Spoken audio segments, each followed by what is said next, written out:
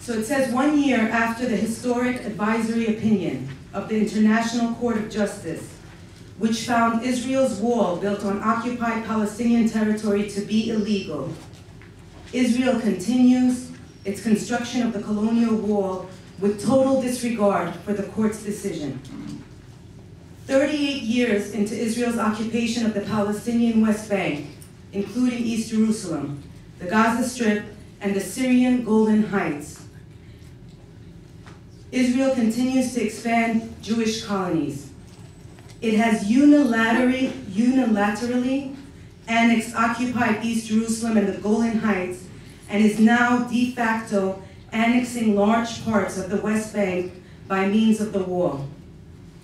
Israel is also preparing, in the shadow of its land redeployment from the Gaza Strip, to build and expand colonies in the West Bank. 57 years after the State of Israel was built, mainly on land ethnically cleansed of its Palestinian owners, a majority of Palestinians are refugees, most of whom are stateless. Moreover, Israel's entrenched system of racial discrimination against its own Arab Palestinian citizens remains intact. In light of Israel's persistent violations of international law, and given that since 1948, hundreds of UN resolutions have condemned Israel's colonial and discriminatory policies as illegal and called for immediate, adequate, and effective remedies, and given that all forms of international intervention and peacemaking have until now failed to convince or force Israel to comply with humanitarian law, to respect fundamental human rights, and to end its occupation and oppression of the people of Palestine. And in view of the fact that people of conscience in the international community have historically shouldered the moral responsibility to fight injustice, as exemplified in the struggle to abolish apartheid in South Africa through diverse forms of boycott, divestment, and sanctions.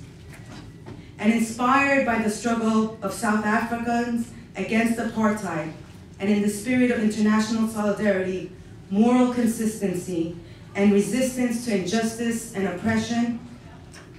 we, representatives of Palestinian civil society, call upon international civil society organizations and people of conscience over the world to impose broad boycotts and implement divestment initiatives against Israel, similar to those applied to South Africa in the apartheid era.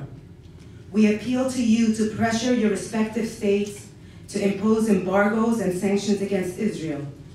We also invite conscientious Israelis to support this call for the sake of justice and genuine peace. These non-violent punitive measures should be maintained until Israel meets its obligations to recognize the Palestinian people's inalienable right to self-determination and fully complies with the precepts of international law by 1, ending its occupation and colonization of all Arab lands and dismantling the wall. 2, recognizing the fundamental rights of the Arab Palestinian citizens of Israel to full equality. And 3, respecting, protecting, and promoting the rights of Palestinian refugees to return to their homes and properties as stipulated in UN Resolution 194. As you all know, this was all endorsed by 171 organizations, including the Palestinian Political and National Forces,